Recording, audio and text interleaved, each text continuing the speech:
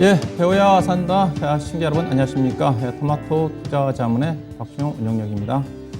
자, 배워야 산다. 오래간만에 다시 이 자리에 쓴 것 같습니다. 보니까 지난 4월 달에 찾아뵙더라고요. 그난 6개월 만에 찾아뵙고 있습니다. 제가 4월 달에 했던 주제는 차별화 장세의 수익 전략의 주제를 가지고 했던 것 같은데, 그때 이제 시장이 미국의 이제 연준의 기준금리가 서서히 인상을 좀 하면서 시장이 경기 회복에 대한 기대감이 전개되니까 그런 금리 인상을 하지 않습니까? 그러면서 시장은 이제 실적 장세가 전개되면서 차별화 장세가 전개될 것으로 예상을 해서 제가 주제를 잡았던 건데, 그게 빗나갔죠. 가파르게 연준이 5월 달부터 빅 스텝, 자이언트 스텝, 금리 정책을 강화시키면서 바로 실적 장세에 건너뛰면서 고금리 시대, 고환율 시대, 고물가 시대, 결국 이제 고물가로 인해 가지고 금리가 빠르게 올라갔으니까 그런 시장으로 전개가 좀 되면서 결국 이제 금리가 가파르게 올라가면 주식시장에서 가장 크게 악재로 작용할 수밖에 없는 거죠. 그래서 현재까지 시장 자체가 부진한 흐름이 현재까지 진행이 좀 되고 있다고 봐야 될 것 같습니다. 그래서 오늘 이번 배워야 산다 주제는 그래서 현재 어떤 시장의 악재로 여전히 진행하고 있는 3고 시대, 즉 고금리, 고환율, 고물가 시대의 주식시장 여전히 어려운데 시장의 반전의 기회는 어디서 찾아야 될지 그런 내용을 가지고 오늘 1시간 동안 함께하는 시간을 가져보도록 하겠습니다. 그래서 오늘 강의 주요 내용은 3고 고금리, 고환율, 고물가가 주식시장에 어떠한 영향을 미치는지 원론적인 얘기가 좀 되겠죠. 그 다음에 현재 어떤 고금리 시대에 지금도 불안한 국면이 전개되고 있지 않습니까? 현재 어떤 불확실한 국면 속에서 위험 관리도 좀 어느 정도 해야 될 것 같고, 그리고 또 워낙 주가가 많이 빠졌고 대부분 투자가들이 손실이 좀 많이 나 있는 상태지 않습니까? 여기서 주식을 또 빼기도 좀 그런 장세이기 때문에 주가의 반전을 노릴 수 있는 시점에서 어떤 종목이 기회가 좀 어떤 시점에서 기회가 좀 될 거고, 결국은 이제 반전을 노릴 수 있는 건 자체는 업종이라든가 종목 전략이라고 좀 봐야 될 것 같은데, 이 부분은 이제 아마 다음 시간에 좀 다루지 않겠나 생각이 좀 되는데, 현재 또 불확실한 국면 쪽에서 위험 관리도 하면서 기회를 찾을 수 있는 요인은 뭐가 있을 건지, 그 다음에 현재 시장의 반전의 기회가 정말 언제 올 건지, 어떻게 보면 현재 시장의 반전의 기회가 왔다고도 볼 수가 있죠. 볼 수가 있는 건데, 아마 그런 내용들 중심으로 해서 1시간 동안 함께하는 시간을 가져보도록 하겠습니다. 자, 먼저 주식시장에 가장 큰 영향을 미치는 변수들이죠. 우리 시장에서요. 주식시장이 미치는 변수, 앞서 고금리, 환율, 물가가 주식시장을 둘러싸고 있지 않습니까?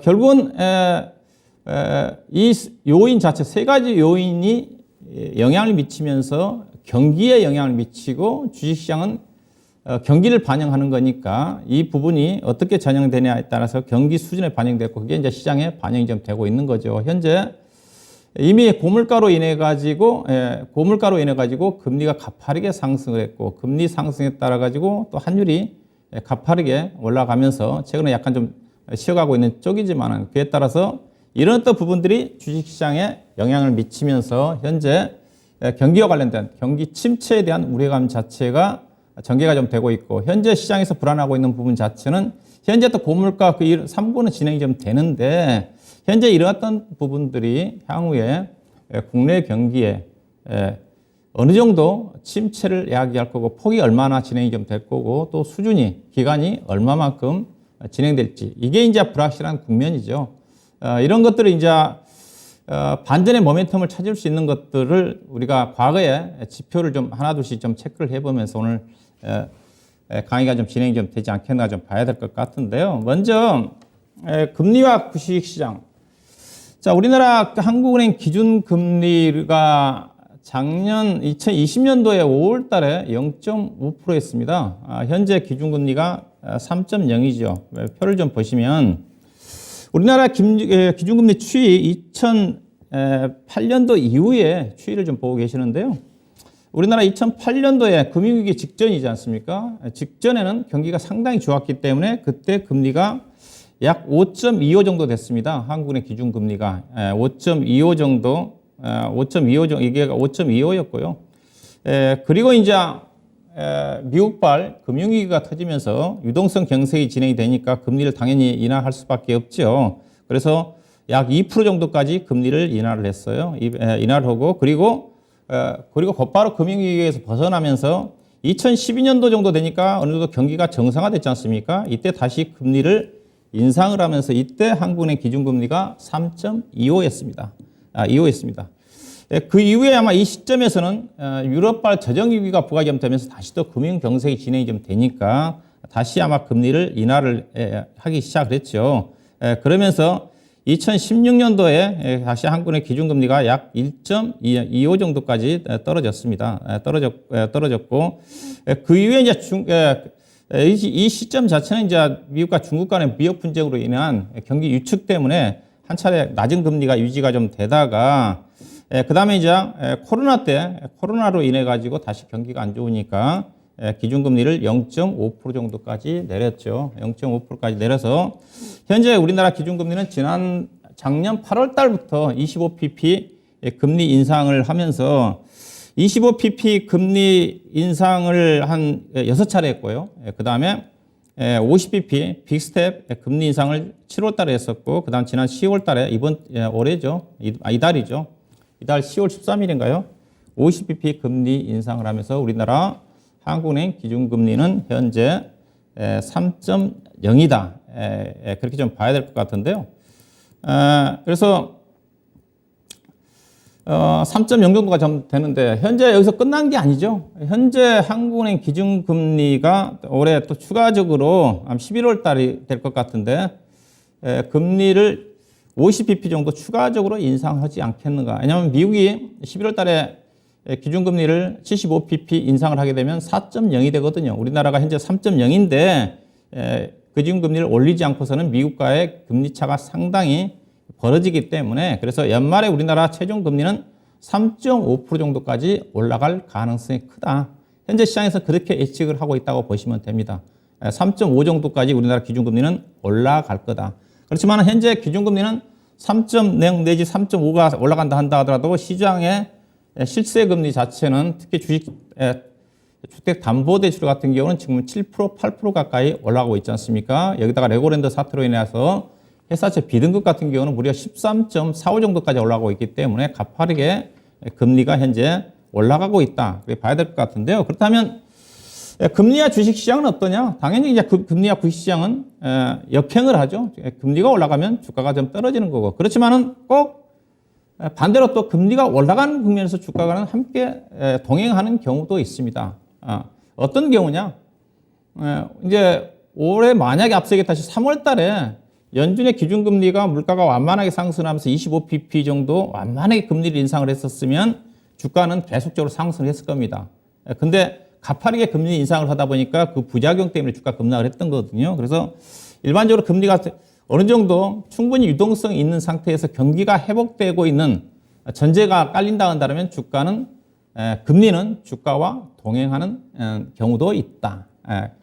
많지는 않지만 기간은 길지가 않겠죠. 금리가 충분히 인상이 좀 되면서 유동성 위축이 좀 되고 그다음에 경기가 꺾이면 다시 주가는 떨어지는 건데 어느 정도 동행하는 경우도 있다. 그렇게 봐야 될 것 같고요. 일반적으로 고금리가 진행이 좀 되면 시장의 유동성이 축소가 좀 되고 그러다 보면 유동성 축소가 좀 되고 자금 경색이 심하게 되다 보면 결국은 자금 자체가 예금이라든가 금이라든가 안전자산 쪽으로 자금이 이동할 수밖에 없죠. 현재 보니까 작년 연말 대비해서 시중에 5대 시중은행에게 예금 잔액이 715조 정도가 좀 되는데 8월 기준으로 해서 790조 원 정도 된다고 그래요. 그러니까 무려 8개월 만에 70조 원 이상이 늘어났으니까 즉 10% 이상이 예금이 늘어났다는 거죠. 즉 주식시장에서 자금이 빠져나가서 이런 쪽에서 안전자산 쪽으로 이미 자금이 많이 피신해 있다. 우리나라 고객예탁금 같은 경우는 한때 2021년도죠. 1월 달에 고객예탁금이 72조 원, 73조 원 정도까지 간 고객예탁금이 지금 최근에 50조 원 아래까지 내려갔다가 최근에 약간 50조 원을 회복한 걸로 알고 있는데 그만큼 주식시장의 유동성도 금리 인상으로 인해 가지고 고금리로 인해 가지고 크게 축소된 상태라 좀 봐야 될 것 같고요. 그 다음에 이제 기업으로 따지면 아무리 금리가 높아지니까 투자가 유축될 수밖에 없는 거고 또 남의 돈을 각각 끌어서서 투자를 한 회사 같은 경우는 금융비용이 증가가 좀 되면서 그게 이자 비용 증가로 인해서 실적이 안 좋아지겠죠. 그러면서 주가가 하락을 하겠죠. 대표적으로 남의 돈을 끌어다가 영업활동을 하는 대표적인 업종 자체가 우리가 보면 이제 건설업종이라고 봐야 되겠죠. 그래서 최근에 건설업종이 가장 PF발, 레고랜드발, PF 부실 우려감도 있지만 건설주가 가장 직격탄을 업종 중에서 맞고 있다고 좀 봐야 되겠죠. 그 다음에 이제 시장으로 따지면 이런 고금리 상태가 장기가 된다 한다면 이런 한계 기업들 중심으로 해서 부도 기업이 증가가 좀 될 거고요. 아직은 부도 기업 증가가 안 되죠. 왜냐하면 금리 인상이 최근에 가파르게 진행이 됐기 때문에 그 영향이 미칠 수 있는 시점이 제가 개인적으로 봐서는 내년도 사업보고서가 제출되는 시점, 2월달, 3월달이 좀 될 것 같습니다. 그래서 이런 부분들, 특히 이제 얼마 남지 않았지 않습니까? 결산 끝나고 내년도 2월달 가게 되면 사업보고 제출된 시점에서 그 어느 때보다도 한 개의 기업 중심으로 해서 부도기업이 상당히 많이 나올 수가 있습니다. 이런 것들은 우리가 위험 요인이기 때문에 조심해야 되겠죠. 그러면서 기업들의 부도가 증가되게 되면 은행들의 부실 채권으로 이어지면서 그게 은행의 유동성 위기와 함께 금융위기로 전이될 가능성이 크지요. 최근에 이제 금융위기, 레고랜드발 금융위기가 부각됐던 것 자체도 이 요인이라고 좀 보시면 될 것 같습니다. 우리가 여기까지 간다고는 가정하고 주식 투자는 안 하고 있는 쪽이니까 최악의 경우 이게 이제 시장에 가장 큰 악재로 미칠 수 있는 요인이 좀 되지 않겠는가 봐야 될 것 같고요. 주식시장과 관련해 가지고 금리가 상승을 하게 되게 되면 어느 정도 주식시장에 영향을 미치는 부분 자체를 금리 수준에 따라서 주식시장 기대 수익률이 떨어질 수밖에 없습니다. 자, 여기는 이제 PER이라는 것 자체는 주식시장 기대 수익률이거든요. 근데 PER이 10배라는 것 자체는 뭡니까? 주당 EPS로 10년이면 원금을 회복할 수 있다는 의미잖아요. 그러면 기대 수익률로 따지면 10%입니다. 10%. 즉 PER 10배짜리의 주식을 투자하게 되면 우리가 기본적 분석으로 한다면 10% 기대 수익을 내는데 이게 10% 수익을 내는데 자 기준금리가 지금 3.0까지 올라왔다고 그랬습니다. 3.0까지 올라왔으니까 만약에 주식 투자를 안 하게 되게 되면 우리가 안정적인 국공채 3년 국공채는 현재 지금 4.2%입니다. 그 다음에 회사채 A등급은 우량한 A등급은 삼성전자처럼 A등급은 지금 5.56 정도 되고요. 앞서 얘기했다시피 신용도가 조금 떨어지는 회사채 B2B 등급 같은 경우는 지금 12.45 정도까지 올라와 있으니까 만약에 우리가 주식 투자 안 하게 되면 조금 리스크를 감안한다 하더라도 회사채 B등급에 투자하게 되면 11% 이상 수익을 낼 수가 있겠지 않습니까? 그러면 주식 만약에 BB 등급 조금 위험한다 하더라도 거의 부도가 안 난다 한다면 거기에 투자하면 회사채 투자를 하게 되면 주식 투자 예상 수익률보다 더 높은 수익률을 낼 수가 있는 거죠. 그러면 주식 투자 기대 수익률 뭐예요? 거의 제로죠. 여기 주식 투자 해서는 안 된다는 거겠죠. 근데 일반적으로 우리가 기준금리를 고려해 본다 한다면 또 우리나라 현재 배당 수익률이 많이 올라와 있기 때문에 2.0 정도에 해당되는 배당 쪽에 투자를 한다 한다면 약 주식 기대 수익률은 9% 정도 된다. 근데 금리가 올라가면 올라갈수록 어때요? 그 제 말은 금리가 올라가면 올라갈수록 주식 투자 기대 수익률 자체는 떨어질 수밖에 없다는 거죠. 그래서 금리가 올라가면 올라갈수록 우리가 투자하는 기본적 분석상 펀드멘탈 자체도 결국은 밸류에이션이 낮은 종목에 투자할 수밖에 없는 그런 흐름으로 전개될 수밖에 없다고 봐야 되겠죠. 현재 올해 우리나라 기업들 실적, 현재 3분기 실적이 발표가 좀 되고 있는데 제가 계산해 봤더니 본래 2월달까지, 2분기까지만 한다 하더라도 올해 우리 상장회사의 단기 순이익이 약 168조 원 정도를 예상을 했거든요. 근데 최근에 3분기에 실적이 급격히 수직 급락을 하면서 올해 아마 연간까지 4분기까지 포함해서 단기 순이익이 아마 140조 원 정도 미만으로 떨어질 것 같습니다. 대충 계산해 보면 올해 실적 기준으로 보면 PER이 12.5배 되는 수준이니까 현재 했던 기대 수익률 기준금리 3% 정도 되는 수준에서의 기대 수익률은 7.3 정도 된다. 그렇게 좀 봐야 되겠죠. 내년도는 좀 더 떨어집니다. 내년도 실적 전망치를 좀 봐서는 내년도는 PER이 15배 정도까지 올라가요. 그러면 내년도는 주식 투자 펀더멘탈다 기대 수익률은 6.7%고 현재 기준금리가 3.0인데 3.6까지 올라간다고 전제하에 그렇게 본다 한다면 내년도 주식시장 기대 수익률은 3% 정도까지 떨어진다고 봐야 되겠죠. 즉 기준금리가 올라감에 따라 가지고 주식시장 기대 수익률이 떨어지니까 그래서 투자가들이 기대 수익률 위험성은 높고 기대 수익률이 떨어지는 거니까 돈을 빼서 안정적인 채권이라든가 은행 쪽에 자금이 이동하게 돼 있다. 그런 또 구조라고 이해하시면 되지 않겠는가. 좀 봐야 될 것 같고요. 자, 그 다음에 환율입니다. 환율은 연초양 원달러 환율이 1189원이 있습니다. 현재 지금 오늘 1424원이죠. 오늘 종가상으로요. 오늘 약간 좀 반등을 하면 1424원으로 끝났는데, 자, 환율을 좀 보시게 되게 되면, 환율이 보면 작년 연말에 환율이 1180원대였거든요. 현재 지금 1444원까지 상승했다가 약 고점 대비해서 20원 정도 떨어진 상태인데, 일단 환율을 차트로 봐서는 21평선 아래에 있기 때문에 약간 지금 꺾이는 분위기죠. 결국 환율은 뭐냐? 환율을 뭐에 따라 움직임이 전개되느냐? 우리나라 원달러 환율이 원달러 환율이 가파르게 원화 약세로 전환이 된 그 자체는 결국은 달러의 강세 요인이라고 좀 봐야 되겠죠. 달러의 강세는 어디에서 나오느냐? 연준의 긴축적인 통화 정책에 민감하게 반응한 영향이라고 좀 봐야 되겠죠. 차트를 보시게 되면 그 영향입니다. 대체적으로 환율이 급등한 시점 자체가 5월 달부터지 않습니까? 이게 여기까지 4월 달이거든요. 5월 달부터 급등한 이 자체가 연준이 3월 달 정도까지는 완만하게 2.25pp 정도 스몰 스텝에 해당되는 금리를 인상을 했지만 물가가 가파르게 올라가니까 5월 달에 50pp 금리 인상을 했잖아요. 가파르게 50pp 인상을 했고 그 이후에 7월 달, 6월 달, 7월 달, 그 다음에 9월 달 세 차례에 걸쳐서 75pp 자이언트 스텝 금리 인상을 하다 보니까 가파르게 금리 인상 속도가 빨라진 겁니다.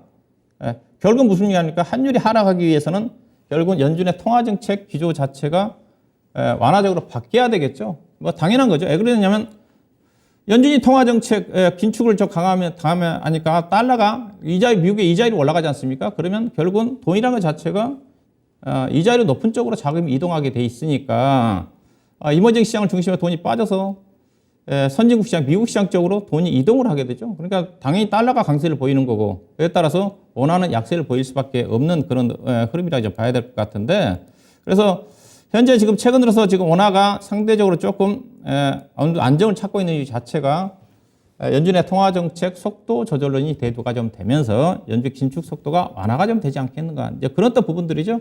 결국은 환율이 떨어진다는 자체는 연준의 통화정책 기조 자체가 완화적으로 바뀐다 한다면 환율은 분명히 하락세로 돌아설 가능성이 크다고 좀 봐야 될 것 같은데 그래서 그러면 주식시장과는 어떠냐? 환율과 주식시장은 반대로 움직인다고 그랬었죠. 환율이 올라간 국면 쪽에서 주가가 올라간 경우는 거의 없습니다. 시차가 2개월, 3개월 정도 차이는 있을지 모르지만은 환율이 하락을 해야지 무조건 주가가 뜹니다. 자, 과거에 90년도 이후의 추이를 좀 보게 되게 되면 당연한 거죠. 우리나라 시장 자체는 왜 그러냐면, 결국 외국인 수급에 의존하는 장세거든요. 오늘 또 시장 자체도 보시게 되게 되면, 외국인 투자가들 주식을 안 사주니까 주말에 미국 시장이 급등했음에도 불구하고 아침에 거의 지수가 30포인트 상승했다가 6포인트, 7포인트까지 밀려버리죠. 그러다가 외국인 투자가들이 코스피 현물과 선물에서 매수를 하기 시작을 하니까 지수가 20포인트 정도 반등이 나오는 쪽이거든요. 철저하게 우리 시장 자체는 외국인 수급에 의존한 장세다 보니까 외국인 입장에서 보면 환율이 상승을 하면 주식시장에서 수익을 낸다 한다 하더라도 환차손이 날 수밖에 없기 때문에 수급에 부정적인 영향을 미칠 수가 없죠. 이런 것들이 그래서 향후에 외국인 주도의 어떤 장이 펼쳐지기 위해서는 원화의 약세는 필연적이다. 그렇게 좀 봐야 되겠죠. 그래서요. 자, 그 다음에 이제 물가입니다. 결국 이제 고물가인데, 뭐, 앞서 얘기했다시피 고금리와 고환율 자체는 다 고물가로 인한 파생되는 영향이라도 봐야 되겠죠. 우리나라 물가는 어떠냐? 물가는 1월 달에 3.6%였습니다. 3.6%였고, 그 다음에 7월 달에 소비자 물가죠. 6.3% 고점을 찍었고요. 그 다음에 9월 달에 5.3%로 좀 둔화되고 있는데, 이제 10월 달이 11월 10일 날 우리나라 CPI가 좀 발표가 좀 됩니다. 그래서 주목을 좀 해야 될 것 같은데, 우리나라 물가 추이를 좀 보시게 되게 되면 이렇습니다. 우리나라 물가는 상당히 안정적이었어요. 우리나라 물가의 2010년도 이후의 추이를 좀 보시게 되게 되면 2011년도에 잠깐 우리나라 소비자 물가 지표가 4% 정도까지 올라간 적이 있었어요. 이제 금융위기로 인해 가지고 돈이 많이 풀렸으니까 2011년도에 경기가 약간 살아날 조짐을 보이면서 4% 정도까지 올라갔고요. 그 다음에 2012년도에 그때 경기가 조금 살아날 시점이죠. 그때 소비자 물가 지표가 2%였습니다. 그리고 2013년도 이후부터 해가지고 코로나 이전까지 거의 8년 동안 소비자 물가 지표 자체는 2%가 넘어간 적이 없습니다. 거의 1%대에서 안정을 찾았는데 이제 돈이 워낙 많이 풀리다 보니까 올해 1월 달에 3.6%, 그 다음에 보시다시피 이게 6월 달이거든요. 6월 달에 6.3% 정도까지 상승을 했다가 그 다음에 지금 하향하고 있는 쪽입니다. 지금 5.6인데 8월 달, 9월 달에 5.6까지 좀 떨어졌는데 10월 달 물가 지표가 어떻게 될지. 현재 한국은행 이창용 총재가 국정감사에서 물가의 전망치를 어떻게 보고 있냐면 10월 달에 물가가 정점을 찍을 거다 전망인 것 같습니다. 정점이라는 자체는 글쎄요. 정점이라는 자체는 더 떨어진다는 의미인지 5.6가 떨어진다는 건지 확인한다는 건지 그러면서 내년도의 물가는 우리나라 하반기 때 2.9% 정도까지 떨어질 거다. 그것도 전망인 것 같습니다. 만약 2.9% 정도까지 떨어진다 한다면 올해 1월 달 수준까지 내려가지 않습니까? 이건 이제 우리가 예상해 볼 수가 있죠. 그럼 물가가 2.9까지 떨어진다. 현재 우리나라 기준금리가 3.5% 정도까지 올라간다는 전제하에 그러면 결국은 우리나라 금리는 그 정도 만약에 예상치대로 내년도 하반기 때 2.9 정도까지 떨어진다 한다면 기준금리가 3.5%에서 계속 머물러 있지는 않겠죠. 떨어질 가능성이 크죠. 물가가 안정을 찾는데 물가 하락 이상의, 물가 상승 이상의 기준금리를 계속 끌고 가기에는 부담스러울 수 있는 그런 부분들이 또 있거든요. 그래서 이런 또 전망치가 유지가 좀 되는지 체크할 필요가 있지 않겠는가. 그렇게 좀 볼 수가 있을 것 같고요. 그래서 물가는 둔화가 좀 되는지, 근데 전체적인 글로벌 시장의 흐름 자체는 대체적으로 미국도 그렇고 어느 정도 좀 둔화는 확실한 것 같습니다. 다만 각국 중앙은행이 예상했던 만큼 물가가 가파르게 떨어지지 않고 있으니까 계속적으로 긴축 강화를 했던 거지 않습니까? 근데 분명히 유가는 우리나라도 그렇고 대체적으로 미국도 이따 좀 말씀드려야 되겠지만은 10월달, 9월달을 전후해가지고 물가는 하향 안정화 단계에 접어든 게 아닌가 봐야 될 것 같고요. 최근에 이제 왜 그러냐면 최근에 물가 상승 자체는 뭐 코로나 이후에 뭐 대규모 자금이 풀렸던 부분이 가장 큰 요인이고요. 그 다음에 이제 공급망 이슈로 인해 가지고 올해 들어서 물가 급등한 자체는 공급망 이슈거든요. 근데 이제 공급망 이슈 자체가 어느 정도 최근에 완화가 됐지 않습니까? 그러다 보니까 물가가 어느 정도 안정 기조에 접어들었다는 전망이고요. 물가는 어떠냐? 그 물가는 가파른 물가 상승은 결국 왜 악재냐? 임금은 올라가지 않는데 물가가 올라가게 되면 실질적인 소득 자체는 마이너스거든요. 이런 부작용이 있는 거고요. 그러면 물가는 어떠냐? 물가가 그럼 계속 떨어져야지 좋은 거냐? 그렇지는 않습니다. 적정한 물가 상승은 주식시장에 긍정적입니다.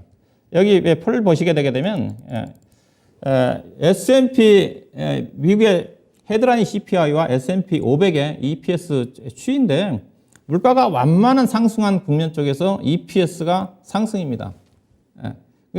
적정한 물가 상승이 어떠한 기준이냐? 즉 GDP 성장률을 초과하지 않는 선에서 했던 물가지표 상승이죠. 그런데 GDP가 연간 3% 정도 성장을 하는데 물가는 3% 정도 성장을 하게 되면 물가는 2% 정도 올라가도 그렇게 부작용이 없다는 겁니다. 근데 GDP 성장률이 5% 올라가는데 5% 성장인데 물가는 2% 3% 이상 올라가도 시장에서 부정적이 않다는 거죠. 그래서 적정한 물가 상승은 주식시장에 긍정적인데 지금은 다만 워낙 가파르게 물가 상승한 것 자체가 부작용이다. 가파르게 상승을 하게 되면 어떤 부작용이 있느냐? 일단은 가파른 물가 상승 부분 자체는 기업들한테 실적은 좋게 나옵니다. 그래서 최근에 보시게 되면 가파른 물가 상승 국면 쪽에서 미국의 기업들도 그렇고 국내 기업들도 1분기, 2분기 때까지 실적이 좋았습니다. 그 이유 자체는 제품 가격 상승 부분 자체를 거의 다 소비자들한테 전가했기 때문이고. 근데 문제는 왜 이 기업들이 이 부분 자체 악재로 작용하느냐? 이 부분 자체가 가파른 물가 상승으로 인한 기업들의 이익 증가 자체는 단기간입니다. 짧게 끝나버립니다. 그렇기 때문에 부작용이 오히려 이제 실질소득 감소로 인한 부작용과 함께 더 크다는 거죠. 그래서 중앙은행의 통화정책 목표 자체가 우선적으로 중앙은행 자체 통화정책 목표는 물가 안정입니다. 물가 안정이 가장 기본이고, 그래서 물가 안정을 가장 우선적으로 하고 그다음 물가가 어느 정도 안정을 찾은 시점에서 경기에 쓰는 거니까, 지금은 이제 물가가 워낙 높은 수준이다 보니까 각국 중앙은행이 물가 안정의 최우선이 정책이죠. 그렇지만 시장 자체가 이제 어느 정도 물가가 안정을 찾아가는 시점이다 보니까 일부 이제 중앙은행 쪽에서 경기에 좀 관심을 가져야 되는 게 아니냐, 오히려 물가 상승으로 인한 후유증보다는 경기 침체로 인한 부작용이 더 클 수가 있기 때문에, 그래서 최근 들어서 속도 조절론 얘기가 나오고 있다. 그렇게 좀 해석을 하시면 좀 되겠죠. 그래서요. 자, 그렇다면 3고 시대 시장의 위험 요인은 뭐냐? 그렇게 봐야 될 것 같은데요. 일단 앞서 얘기했다시피 3고 고금리, 고환율은 다 뭐에서 파생되었다고 따랐습니까? 결국은 물가지표, CPI 물가지표에 파생되는 부분이기 때문에 물가가 강하게 올라가다 보니까 금리가 올라가고, 그 금리가 상승함에 따라 가지고 미국의 금리가 먼저 올라가니까 달러가 강세를 보이고, 그에 따라서 원화의 약세가 전개가 좀 되면서 외국 투자가 수급에 부정적 영향을 미치고 국내 시장도 어려움을 겪고 있는 어떤 부분이기 때문에 일단 가장 위험 요인 자체는 결국 CPI죠. CPI 지표 자체가 생각보다 떨어지지 않는 경우, 떨어질 건데 하반 경기성이 강화가 좀 되면서 떨어지지 않는 경우, 그런 경우는 연준의 지금 속도 조절론이 약간의 힘을 좀 실리고 있는 쪽이지만은 다시 연준이 긴축적으로 돌아설 가능성이 크죠.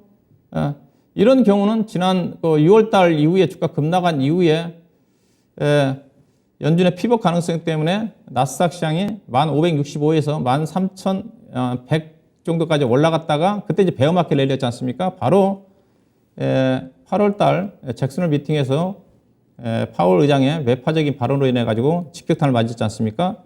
이번에도 이제 그럴 가능성, 당장 11월 2일 날 있을 연준의 통화정책 회의에서 파월 의장이 어떤 식의 발언을 할지 발표 이후에 기자회견을 통해서 이런 것들이 주목이 좀 되겠죠. 그럴 가능성도 있습니다. 소비자 물가 지표 자체가 예상치보다 낮게 떨어지는 경우, 이런 경우 강화될 가능성은 있죠. 그 다음에 결국 이제 물가 관련된 부분 자체는 여전히 이제 미국과 중국 간의 경제적인 마찰 부분이 전개가 좀 되고 있지 않습니까? 이게 계속적으로 전개가 좀 되면서 공급망 리스크가 다시 재차 부각될 가능성. 여전히 중국 같은 경우는 제로 코로나 정책 때문에 강화된 정책을 피고 있어가지고 약간 공급망 자체가 부각되고 있는 시점인데, 여전히 미국과 중국 간의 경제적 마찰로 인해 가지고 공급망이 더 심해진다 한다면 이게 이제 물가가 쉽게 떨어지지 않는 그런 또 부분으로 작용할 가능성이 있죠. 그 다음에 이제 가장 시장에서 이제 걱정하고 있는 부분 자체는 경기 침체는 어느 정도 기정사실화되고 있는 쪽인데, 이게 얼마만큼 경기 침체가 얼마만큼 확대가 될지, 그 다음에 기간이 얼마만큼 길어질지, 이게 이제 예측하기 어려운 부분이죠. 경기 침체가 빠르게 진행되고 회복세로 전환이 된다 한다면 주식시장의 반등 속도도 빠르게 전개될 거고, 장기화된다 한다면 상당히 지리한 국면 쪽에서 고금리 정책가 전개가 좀 되면서, 그러면서 일부 한계 기업들 좀 부도 리스크가 증가가 좀 되면서 신용 경색이 전개될 가능성이 큰 어떤 부분들이죠. 그 다음에 이제 미국은 지금 어느 정도 안정화 단계에 접어드는데, 우리 시장이 부진한 부분 자체는 여전히 이 부분이 있거든요. 국내 같은 경우 레고랜드발 PF 부실 우려로 인해 가지고 여전히 자금 경색이 심합니다. 어느 정도 조금 정부의 유동성 공급 정책으로 인해 가지고 어느 정도 조금 좀 안정화 단계에 접어드는 것 같은데, 여전히 앞서 얘기했다시피 BB 회사채 등급 같은 게 여전히 금리가 상당히 높은 수준이고요. 아직 발행 자체가 안 되는 수준이고, 특히 오늘 보니까 자료를 보니까 건설업체가 직격탄이라고 했지 않습니까? 건설업체의 체감 지수가 지금 8년 9개월 만에 최저치다. 그만큼 투자 심리가 건설업종에 유축이 되면 돼 있다는 거죠. 이게 금융시장의 신용이라는 것 자체가 한번 어긋나 버리면 회복하는 데 시간이 상당히 걸리거든요. 그래서 정부의 정책에도 불구하고 쉽게 자금 경색 부분이 지금 해소가 좀 되고 있지 않는 부분들이 전체적인 CPI의 하방 경기사 강화로 인해 가지고 연구의 긴축 강화가 전개가 된다 한다면 이 부분이 현재는 어느 정도 안정화 단계에 접어들 가능성이 있지만은 유동성 리스크로 우리 시장 같은 거 재차 부각될 가능성이 있죠. 이런 또 부분들은 위험 요인이죠. 그러면 어떻게 해야 되겠습니까? 그래서 제가 시장 자체는 위험 요인도 있고 기회 요인이 있는데, 그래서 위험성에 있는 것들은 이게 가장 큰 요인이거든요. 그러면 매매를 한다 한다면 당장 건설 쪽과 관련되는 건 매매를 해서는 안 된다는 거죠. 그래서요. 그와 관련된 직격탄을 맞을 수 있는 거. 만약에 주가가 떨어진다 한다면 그쪽으로 인한 신용 경색, 유동성 리스크 자체가 부각될 수 있는 부분들이기 때문에 현재 어떤 논란의 중심에 있는 관련 업종이라든가 종목들은 우선적으로 피해야 되겠죠. 불확실한 국면이기 때문에. 삼고 시대가 저는 개인적으로 어느 정도 정점은 지났다고 보고 있는 쪽입니다. 그리고 이따 좀 말씀 좀 드리겠지만은 시장 자체는 저는 어느 정도 그래도 긍정적인 방향 쪽으로 흘러간다고 보고 있는 쪽인데, 그렇지만 주식시장에서 가장 중요한 것 자체는 리스크 관리잖아요. 리스크 관리이기 때문에 이런 또 부분들은 우리가 향후에 당장 불확실한 국면이 전개된 국면 쪽에서는 리스크 관리가 우선이라는 측면에서 관련 업종이나 종목들은 좀 회피하는 매매 전략이 좀 필요하지 않겠는가. 그 재무 내용이 부실한 기업들의 부회 같은 경우는 이제는 자금 조달이 안 됩니다. 금리가 올라가니까. 금리가 낮은 국면 쪽에서는 기업들이 자금 조달하는 데 있어서 특히 코스닥 기업들 같은 경우 대부분 다 전환사채라든가 신주인수권이라든가 제3자 배정을 통해서 자금 조달했잖아요. 대표적으로 바이오 기업들 중심으로 해가지고. 근데 이제 금리가 올라가게 되면 어떻게 했어요? 투자를 안 하죠. 금리가 지금 앞서 얘기했던 회사채 B등급과 BB등급 같은 경우는 지금 11%, 12% 정도까지 올라가는데 쉽게 투자를 안 합니다. 그러면 재무내용이 부실한 기업들 같은 경우 이제 유상증자를 해야 되겠죠. 전환사채라든가 신주인수권을 통해 자금 조달이 안 되니까 주가가 떨어진 상태에도 불구하고 어쩔 수 없이 증자를 할 수밖에 없습니다. 그래서 증자를 많이 할 거예요. 많이 할 겁니다. 연말 연초에 가게 되게 되면 특히 이제 코스닥 기업들, 적자나는 기업들, 바이오 기업들 중심으로 해가지고 연말 연초에 사업 보고서 제출할 때 자본 적정선을 좀 맞춰야 되기 때문에 증자를 많이 할 겁니다. 그리고 최종적으로 증자도 못하고 자금조도 안 되는 기업들은 내년도 2월달, 3월달에 퇴출 리스크가 상당히 많이 부각될 가능성이 크다. 이런 것들은 불확실한 국면 쪽에서 우리가 조심을 좀 해야 되겠죠. 해야 된다. 그렇다면 그러면 시장에 그러면 위험 요인보다 이제 기대 요인은 뭐냐? 상승할 수 있는 기대 요인은 뭐냐? 기대 요인은 뭐냐? 일단은 우선적 물가 지수가 하향 안정화돼야 되겠죠. 하향 안정화 좀 돼야 되는 거고요. 그래야지 이제 각국의 중앙은행들의 고강도 긴축 종료 기대감이 현재 주가 상승을 이끌고 있는데 이게 더 힘을 실리겠죠. 근데 최근 들어서 이제 지난주부터 연준의 통화정책 속도 조절론이 나온 이유 자체도 여러 가지 근거가 있습니다. 지난주에 먼저 금리 정책을 발표했던 캐나다 같은 경우 당초에 75bp 금리 인상을 예상했는데 50bp 금리 인상으로 마무리했고요. 그 다음에 유럽 중앙은행도 75bp 금리 인상을 했지만은 향후에 그 전에는 몇 차례 금리 인상을 할 거라고 했었는데 그걸 뺐어요. 속도 조절을 의미한다는 거죠. 속도 조절. 그리고 미국의 통화정책 11월 2일이라고 했었는데 목요일 우리 시간으로 발표 전에 영국과 그 다음에 아마 호주가 오늘 내일인가요? 금리 정책을 발표합니다. 아마 호주도 좀 완화적인 정책을 발표하지 않겠는가 하는 쪽인데 그래서 11월 2일 미국의 FOMC를 보기 전에 영국의 통화정책과 그 다음에 호주의 정책을 보면 연준의 11월 2일 날 통화정책, 물론 11일 날 통화정책은 75bp 금리 인상 기정사실합니다. 그 위에 이제 파월 의장의 발언이 중요하니까 전반적으로 시장 자체가 고강도 중앙은행들이 고강도 긴축에 대해서 약간 좀 꼬리를 좀 내리고 있는 분위기다. 그것도 연준이 그래서 좀 따라가지 않겠는가. 뭐 그런 또 전망이 그래서 현재 미국 시장이 가파르게 올라가고 있는 거고요. 연준의 현재 기준금리는 시장에서 50, 내년도에 최종적으로 터미널 레이트가 5.0% 정도 금리 인상 가능성까지 현재 시장에서는 반영이 되고 있다. 그래서 만약에 물가가 올라가게 되면 연준의 기준금리 최종적인 금리 인상 목표가 5.0이 아니라 5.25, 5.5까지 올라간다. 그러면 시장이 부정적인 요인으로 작용을 하겠죠. 근데 현재는 최근 들어서 보게 되면 거의 5.25 이상 점도표에 보게 되면 있지만은 거의 가능성이 낮아요. 대체적으로 연준의 최종적인 금리는 내년 2월 달에 2월 내지는 3월 달에 5.0% 정도 금리 인상으로 마무리할 거다. 이런 또 전망입니다. 근데 현재는 5.0까지 시장에 반영을 하고 있다는 거죠. 그래서 12월 달에 75bp 금리 인상을 하고 만약에 12월 달에 현재 50bp 금리 인상 가능성이 반반인데 12월 달에 만약에 75bp 금리 인상을 하게 되게 되면 결국은 내년도 1월 달, 2월 달에 25bp 금리 인상으로 마무리한다는 겁니다. 마무리한다. 어떻게 되든 간에 해서요. 그래서 크게 시장에 이런 부분들이 악재로 작용하지 않는다는 거죠.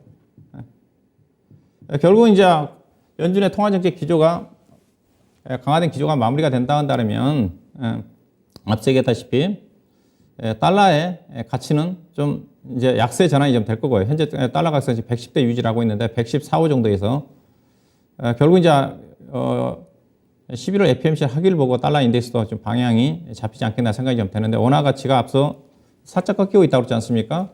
반등할 가능성이 크죠. 이게 이제 주식시장에 긍정의 요인이 작용할 것 같고요. 그 다음에 지금 외국인 투자가들이 앞서 얘기했다시피 원화가 약세를 보이고 있고 금리 인상 국면을 불구하고 외국인 투자가들 주식을 지금 계속 사고 있지 않습니까? 9월달 이후에 9월달 이후에 계속 사고 있거든요.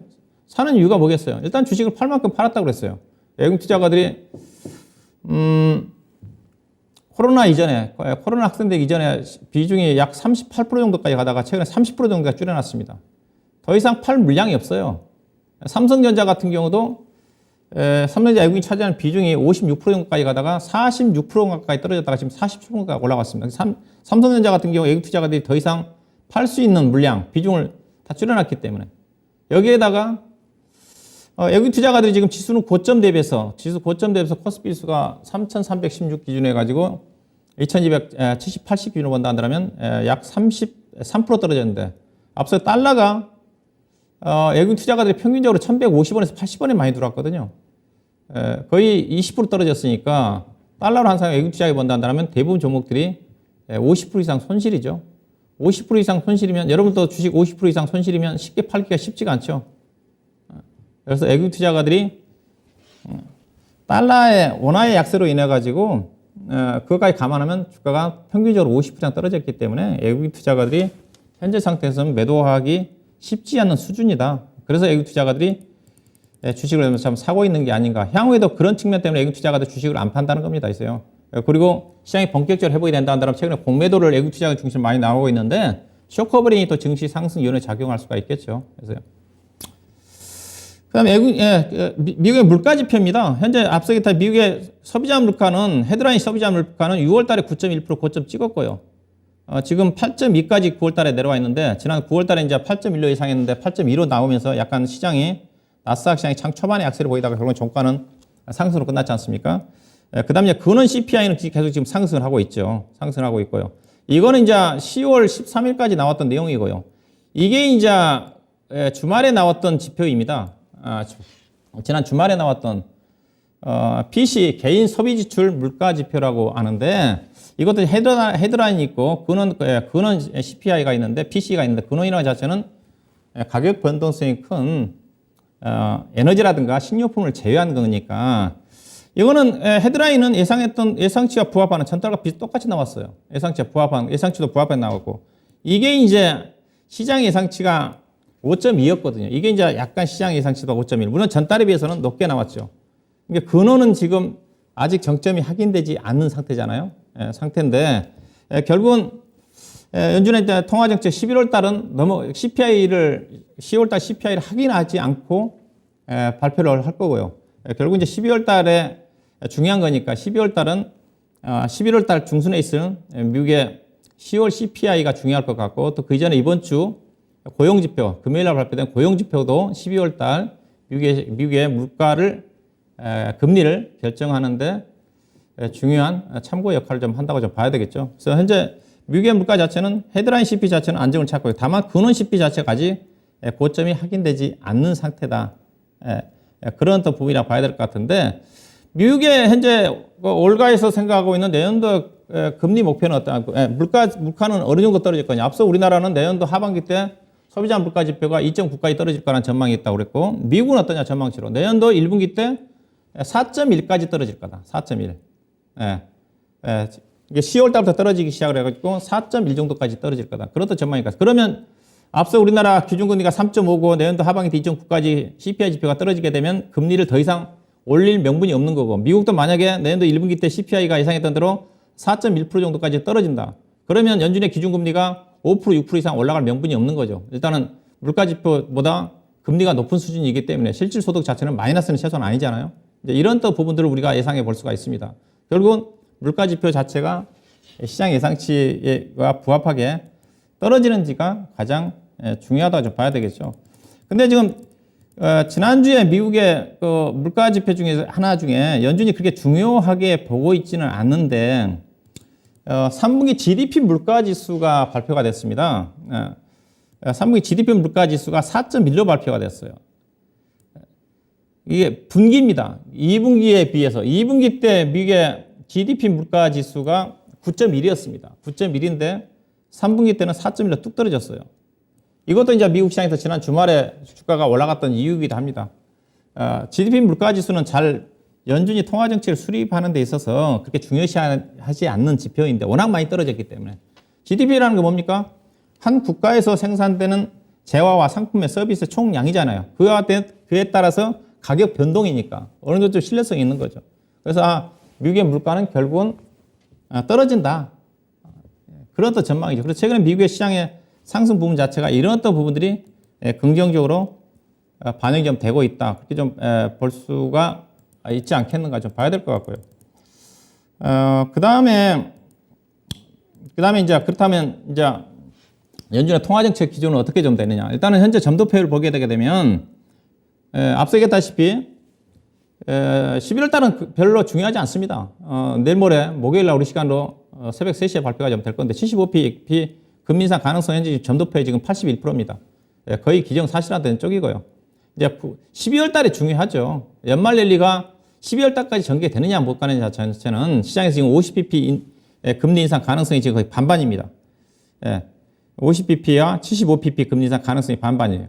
75bp 금리 인상 가능성이 지금 44.9%, 50bp 금리 인상 가능성이 지금 46.8%입니다. 반반이죠. 네. 비슷합니다. 근데 만약에 이제 50bp 금리 인상 가능성으로 돌아선다면 연준의 통화정책 기조 자체가 정말 이제 완화적으로 바뀌었다는 시그널이 좀 될 수가 있을 것 같고요. 근데 만약에 75bp 금리 인상을 한다. 그러면 앞서 얘기했다시피 연준의 최종적인 내년도 금리 목표 자체가 2월 달 기준으로 해가지고 5.0에 맞춰져 있다고 그랬잖아요. 그러니까 뭐 12월 달에 75bp 금리 인상을 하게 되면 5.0까지 75bp가 금리 인상을 하게 되게 되면 4.75가 되겠죠. 4.75가 됩니다. 현재 연준의 기준금리는 3.25고 11월 달에 75bp 금리 인상을 하면 4.0이 될 거고 만약에 12월 달에 50bp가 아니라 75bp 금리 인상을 하게 되면 4.75가 될 거고 그러면 내년도 2월 달에 25bp 금리 인상으로 연준의 기준금리가 마무리가 된다는 겁니다. 그래서 만약에 12월 달에 75bp 금리 인상을 한다 하더라도 연준의 최종 금리 자체는 5.0으로 맞춰져 있기 때문에 크게 제가 보기에는 악재로 작용할 것 같지는 않지 않겠는가. 뭐 그렇게 좀 저는 예상을 좀 되고요. 자, 그렇다 한다면 시장을 이제 볼 때 있어서 저는 이제 그래서 여러 가지 위험 요인도 있지만은 현재 시장 자체는 어느 정도 다시 한번 지난 6월 달에 전개가 됐던 베어마켓 랠리가 진입한 게 아닌가. 진입한 게 다만 상승 전환은 아직 누구나 봐도 아직 시기상조죠. 상승 전환하기 위해서는 현재는 주가가 올라간 것 자체가 금리의 속도 조절 때문에 좀 올라가는 거니까 기본적으로 상승 전환하기 위해서는 연준의 통화 정책이 이제 피벗 전환, 이 말은 뭐예요? 금리가 인하 쪽으로 어느 정도 가닥이 잡혀야지 상승하는데 시간이 필요합니다. 현재 시장에서 피벗 전환은 언제로 예상을 하고 있냐? 내년도 하반기입니다. 한 10월 달 정도로 대체적으로 빠르면 예상을 하고 있는 쪽이거든요. 5.0의 금리 인상이 상당 기간 유지가 좀 될 거고요. 그리고 물가가 확실하게 안정을 좀 찾고 또 그 시점에서 경기가 조금 안 좋아지는 기미가 보인다 한다면 좀 더 빨라질 수는 있겠죠. 근데 현재 미국 시장은 어떠냐? 다우 지수가요. 10월 한 달 동안 무려 14.4% 상승했습니다. 200일선을 돌파를 했어요. 200일선을 돌파했습니다. 200일선을 돌파했습니다. 잠깐 그 다우지수 차트만 좀 잠깐 좀 볼까요? 얼마만큼 올라와 있는지. 우리 시장은 지금 여전히 부진하죠. 이거 다우존스의 차트 흐름인데요. 차트 흐름인데 10월 한 달 동안 14.4%가 보니까 84년 만에 월간 단위로서 최대 상승이라고 그래요. 차트 보시다시피 지금 200이동평균선이 지금 이게 보라색이거든요. 통과를 했습니다. 우리가 기술적 지표상으로 5일선과 21선은 단기 이동평선. 그 다음에 이게 청색인 이거는 62이동평균선. 이거는 우리가 수급선이라고 얘기하고 그 다음에 중기 이동평균선이라고 얘기합니다. 그 다음에 120이동평균선 이것과 그 다음에 이거 보라색 200일평균선 장기 이동평균선. 장기 이동평균선 뭐냐? 이른바 또 경기선이라고 합니다. 경기가 회복이 좀 되면서 추세적인 상승이 전환이 될 때 돌파하는 게 우리가 장기 이동평균선 120과 200일평균선이었는데 이미 이제 120이동평균선을 돌파를 했고 200일 이동평균선을 돌파했다는 자체는 200일 동안의 이동평균 위에 있다는 거잖아요. 근데 이제 신뢰성이 조금 떨어지는 게 200일 이동평균선이 지금 떨어지고 있으면서 하향하면서 주가가 올라가고 있기 때문에 주가가 좀 200일 평균선 올라간 상태에서 주가가 올라간다는 상당히 신뢰성이 있죠. 그러니까 이제 미국 시장의 다우존스의 주가 상승 자체는 이미 다시 베어마켓 랠리에 진입을 한 거죠. 이격 자체가 지금 109까지 올라갈 정도로 과열입니다. 109까지 올라간 경우는 이격이 109까지 올라간 자체는 코로나 때 급락 이후에 주가가 급등한 경우 이후에 지금 나타날 정도로 미국 시장은 이 정도로 가파르게 올라가고 있다. 나스닥 시장은 최근에 실적에 대한 변동성 때문에 상대적으로 부진하지만 다우 지수가 이렇게 올라가고 있다는 자체는 미국 시장이 충분히 안정을 찾았다. 이러다 보니까 미국의 빅스 지수가 지금 25까지 좀 내려왔죠. 그래서 미국 시장에 비해서 국내 시장 자체가 부진한 것 자체는 아무래도 엘고랜드 발 신용 경색 부분 자체가 투자가들한테 여전히 부담으로 좀 느끼고 있는 게 아닌가. 그런 말씀 좀 드리고 다시 PDP로 좀 옮겨서요. 자, 그래서 시장의 관심 자체는 지금 이제 인플레이션보다는 경기로 좀 방향을 선언한 것 같다. 그렇지만 아직은 바닥은 제가 보기에는 확인이 좀 된 것 같은데 제한적인 베어마켓 랠리가 전개되고 있는 그런 시점이 되지 않겠는가. 그래서 국내 시장 같은 저도 조심스럽지만은 어느 정도 안정적인 연말까지 상승 흐름은 전개되지 않겠는가. 저도 본격적인 상승 자체는 개인적으로 저는 내년도 3월달 1분기 정도로 보고 있습니다. 그래서 현재는 저점이 확인된 상태에서 어느 정도 제한적인 지난번에 했던 베어마켓 2560 정도까지 올라갈 정도의 랠리는 아니지만은 어느 정도 제한적인 상승 랠리 가능성은 충분하지 않겠는가. 그 자체는 일단 주식시장의 선행성입니다. 지금은 여러분들이 우리 개인 투자가 느끼는 자체는 모든 게 좋은 게 없는데 왜 주가가 올라가느냐. 주식시장은 최소한 경기에 의해서 3개월 내지 6개월 정도 선행해서 움직임이 전개되거든요. 경기가 좋아지는 시그널, 만약에 연준의 피복 가능성이 부각이 된다 그러면 주가 종합주가지수는 최소한 2,500, 600 정도까지 올라가 있습니다. 그때 확인하고 뭐 사도 좀 되겠지만은 현재 지수가 2,200포인트 정도까지 어느 정도 최근에 쌍바닥까지 확인했다고 본다 한다면 현재는 여러 가지 악재들이 선행해서 반영되는 그런 부분들을 좀 믿을 필요가 있지 않겠나 생각이 좀 되고요. 그 다음에 주식시장이 막바지 단계라는 것 자체가 주식시장의 4단계라는 자체는 경기가 안 좋아서 돈을 푸는 유동성 단계, 이때가 주가 단기 급등한다고 그랬잖아요. 2020년도죠. 그래서 여기서 돈 벌기가 가장 좋습니다. 개인 투자가들. 그 다음에 유동성 장세 자체는 실적이 따라주지 않는 단계에 대한 주가가 반락이 나온다고 그랬습니다. 반락이 나왔고, 그 다음에 올해 이제 3월 달부터 시작되다는 게 실적 장세였거든요. 근데 앞서 제가 소두에 얘기했다시피 가파르게 갑자기 역금융 장세, 금리 인상 쪽으로 돌아서 버리니까 실적 장세가 없이 주가가 급락을 해버린 겁니다. 이 실적 장세가 없이 건너뛰었어요. 이번 시장 자체가. 자, 그럼 지금 어떠냐? 지금은 역실적 장세예요. 지금 우리나라 실적 거의 쇼크죠. 쇼크입니다. 역실적 장세의 주가는 어떠냐? 주가 안 빠집니다. 왜? 금융 장세에서 주가가 큰 폭으로 떨어졌기 때문에 여기서 일부 실적이 안 좋은 종목들은 떨어질 수가 있지만 지수는 안 떨어져요. 만약에 역금융 장세의 주가가 30% 떨어졌다 그러면 역실적 장세는 주가가 10% 이상 안 떨어집니다.